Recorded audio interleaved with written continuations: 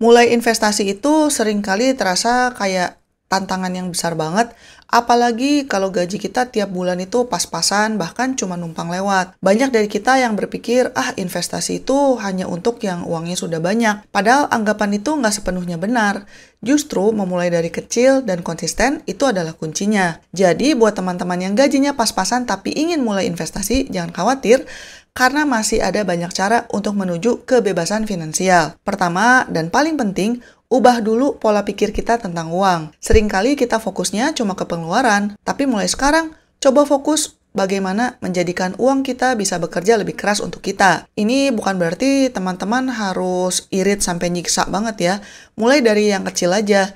Misalnya aja sisihkan 50.000 atau 100.000 tiap bulannya. Ini kedengarannya sepele, tapi kalau kalian lakukan dengan rutin, jumlahnya kalau ditotal bisa mengejutkan. Ini bisa disebut sebagai mengalokasikan dana untuk investasi dan bukan hanya sekedar menyisakan uang jajan. Nah, kalau sudah punya niat dan dananya juga sudah dialokasikan, kita perlu mencari tahu instrumen investasi apa yang cocok. Untuk pemula dengan gaji pas-pasan, ada beberapa pilihan yang ramah di kantong dan resikonya relatif rendah. Salah satunya adalah reksadana pasar uang. Ini cocok banget karena modal awalnya bisa kecil, bahkan mulai dari Rp10.000. Reksadana ini dikelola oleh manajer investasi profesional, jadi teman-teman nggak perlu pusing mikirin mau beli saham atau obligasi apa. Cukup titipkan dana dan biarkan mereka yang bekerja. Keuntungannya memang sih nggak gede-gede banget, tapi relatif stabil dan resikonya rendah. Untuk membeli reksadana, zaman sekarang udah bisa online kok karena ada banyak aplikasinya. Karena video ini tidak disponsori, saya tidak akan menyebutkan aplikasi tertentu ya. Kalian tinggal Google aja dan pilih sendiri. Pilihan lain yang menarik adalah emas. Emas saat ini dikenal sebagai aset yang aman, yang nilainya cenderung stabil bahkan naik di saat kondisi ekonomi tidak menentu. Nah, teman-teman nggak harus beli emas batangan atau perhiasan kok. Zaman sekarang, sudah ada banyak aplikasi yang menawarkan fitur investasi emas digital, mulai dari hitungan gram yang sangat kecil. Jadi, dengan uang ratusan ribu pun, kalian sudah bisa punya emas di genggaman. Ini bisa jadi alternatif untuk menyimpan dana darurat atau diversifikasi investasi jangka panjang. Jangan lupakan juga pentingnya tentang edukasi finansial. Di era digital seperti ini, ada banyak banget sumber belanja investasi gratis yang bisa kalian akses.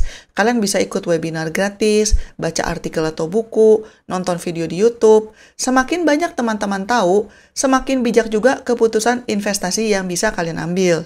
Tapi, jangan mudah tergiur dengan iming-iming keuntungan besar dalam waktu singkat ya. Kalau terdengar terlalu bagus, itu biasanya adalah penipuan. Karena investasi yang asli itu butuh proses dan kesabaran. Yang nggak kalah penting adalah konsistensi. Mau cuma 50.000 atau 100.000. Tapi kalau dilakukan terus-menerus setiap bulannya, insya Allah dampaknya akan terasa. Ini dinamakan dollar cost averaging, di mana kita membeli investasi secara berkala tanpa peduli harga sedang naik atau turun. Nantinya, rata-rata harga beli kita akan lebih stabil dan bisa mengurangi risiko fluktuasi pasar. Jadi kuncinya bukan hanya sekedar berapa besar investasi kalian, tapi seberapa rutin kalian melakukannya. Setelah teman-teman memahami pentingnya konsistensi dan memilih instrumen investasi yang baik, ada beberapa hal lagi yang perlu kalian perhatikan supaya kalian bisa berinvestasi dengan aman. Meskipun gaji mungkin belum seberapa. Sebelum kalian benar-benar terjun dalam investasi, pastikan dulu kalian punya dana darurat.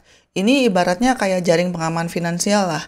Dana darurat adalah sejumlah uang yang kalian sisihkan khusus untuk kejadian tak terduga, seperti sakit parah, PHK, atau kebanjiran, dan sebagainya. Idealnya, dana darurat ini sekitar 6-12 kali pengeluaran bulanan kalian. Kenapa ini penting? Karena kalau ada apa-apa, harapannya kalian tidak harus menarik dana investasi yang sudah disisihkan. Investasi itu paling efektif kalau uangnya sudah mengendap dalam jangka panjang dan bukan ditarik ulur karena kebutuhan mendesak. Jadi, fokuslah untuk membangun dana darurat dulu, baru pede untuk melangkah ke investasi. Kemudian perhatikan juga biaya dan pajak yang terkait dengan investasi.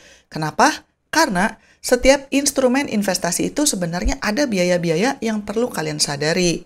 Misalnya, kalau reksadana, itu ada biaya pengelolaan atau biaya pembelian dan penjualan. Untuk emas, akan ada biaya penyimpanan atau spread alias selisih harga jual dan beli kalau kalian beli emasnya itu online ya. Biaya-biaya ini mungkin terlihat kecil, tapi kalau di total bisa jadi mengurangi keuntungan kalian.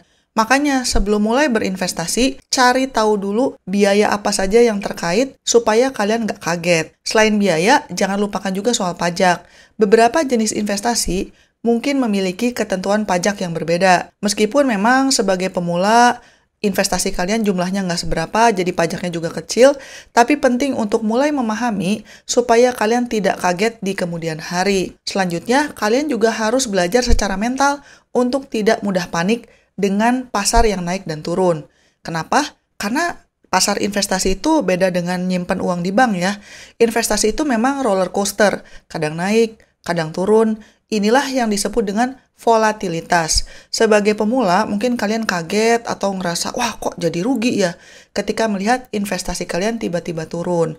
Ini wajar sih, tapi ingatlah bahwa kita ini mau berinvestasi untuk jangka panjang. Fluktuasi jangka pendek itu normal, kunci utamanya adalah jangan panik dan jangan buru-buru menjual investasi kalian saat harganya turun. Justru buat teman-teman, kita semestinya melihat harga saham atau investasi lagi turun itu sebagai kesempatan untuk membeli lebih banyak dengan harga yang lebih murah yang akan berpotensi memberikan keuntungan yang lebih besar saat pasar kembali naik. Kemudian, mulailah melakukan diversifikasi meskipun kecil-kecilan. Kalian misalnya sebagai pemula baru investasi di satu instrumen, misalnya reksadana pasar uang atau emas, tapi seiring dengan berjalannya waktu dan bertambahnya alokasi dana investasi kalian, coba pikirkan untuk diversifikasi.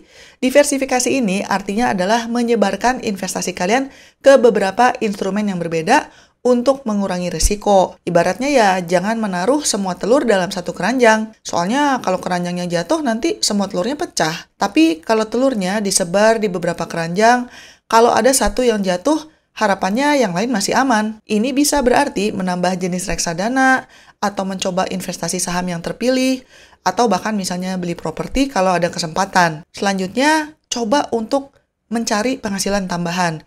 Ini mungkin terdengar seperti nggak nyambung sama investasi ya, tapi sebenarnya sangat berkaitan. Karena salah satu cara yang paling efektif untuk bisa berinvestasi lebih besar adalah dengan meningkatkan penghasilan kalian. Kalau penghasilan kalian naik, alokasi dana untuk investasi bisa diperbesar tanpa harus mengorbankan kebutuhan pokok.